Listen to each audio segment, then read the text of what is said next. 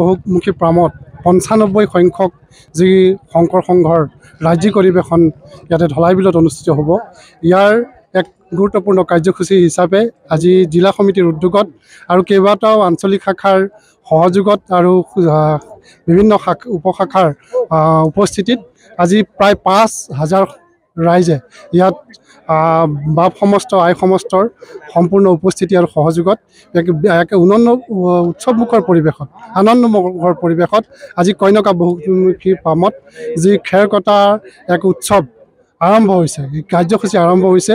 আৰু ইয়াক সুযোগ দিয়াৰ কাৰণে আমি নদুৱাৰ সমষ্টিৰ বিধায়ক তথা কন্যকা বহুমুখী পামৰ অধ্যক্ষ মাননীয় পদ্ম হাজৰিকা ডাঙৰীয়াক আন্তৰিক ধন্যবাদ জনাইছোঁ। সাংবাদিক বন্ধুসকলকে শ্ৰীমন্ত শংকৰদেৱ সংঘ তেজপুৰ জিলা তথা ৯৫ সংখ্যক অধিৱেশনৰ প্ৰস্তুতি সমিতিৰ তৰফৰ পৰা আন্তৰিক আমি সেৱা জনাইছোঁ। শ্ৰীমন্ত শংকৰদেৱ সংঘৰ ৯৫ সংখ্যক অধিৱেশনখন তেজপুৰ জিলাৰ আতিথ্যত জামুগুৰি নাহৰবাৰী ধলাইবিল পথাৰত অনুষ্ঠিত হ'ব।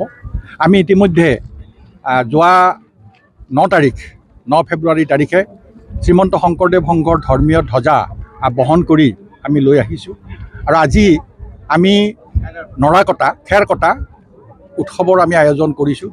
জিলাখনৰ প্ৰায় ৩,০০০ ভকত বাপ বান্ধৱ আই মাতৃ সেৱক সেৱিকা ইয়াত উপস্থিত হৈছে। আমি আহ্লাদিত হৈছোঁ। আমি নিশ্চয়কৈ আশা কৰিম যে আগত সময়ছোৱাত আমাৰ এনেধৰণৰ সহযোগিতাই ২০২৬ বৰ্ষত তেজপুৰত অনুষ্ঠিত হ'বলগীয়া শ্ৰীমন্ত শংকৰদেৱ সংঘৰ বাৰ্ষিক অধিৱেশনৰ আজি আচলতে প্ৰথম কাৰ্যসূচী নহয়, আমি প্ৰথম কাৰ্যসূচী হিচাপে আমি ধৰিছোঁ যিদিনা আমি যোৰহাট জিলা শাখাৰ পৰা ধৰ্মধ্বজা ভাগ অতি আন্তৰিকতাৰে সাত্বিকতাৰে আমি তেজপুৰ জিলালৈ আমি কঢ়িয়াই আনিছিলোঁ। সেই দিনটো আমাৰ চিৰস্মৰণীয় হৈ থাকিব, কাৰণ আমাক কেইবাখনো জিলাই সেৱা জনাইছিলে।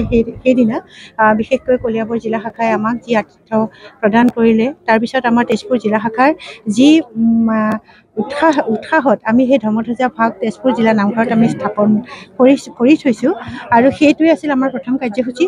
এইটো আছিল আমাৰ দ্বিতীয় কাৰ্যসূচী। আমাৰ কথা আছিলে ইয়াতে ১,০০০মান বাপাই সমস্ত গোট খাব, তেনেকুৱা এটা কথা আছিলে। যিহেতু কন্যকা কৃষি পামে আমাৰ যি ইয়াতে খেৰ হৈছে খেৰখিনি কাটাৰ কাৰণে আমাক অনুমতি প্ৰদান কৰিছিলে, গতিকে আমি ভাবিছিলোঁ ১,০০০মান বাপাই সমস্ত গোট খাব। কিন্তু এতিয়া আপোনালোকে নিজেই গম পাইছে যে আই আৰু বাপ সমানকৈ যদি আই বেছিহে আছে।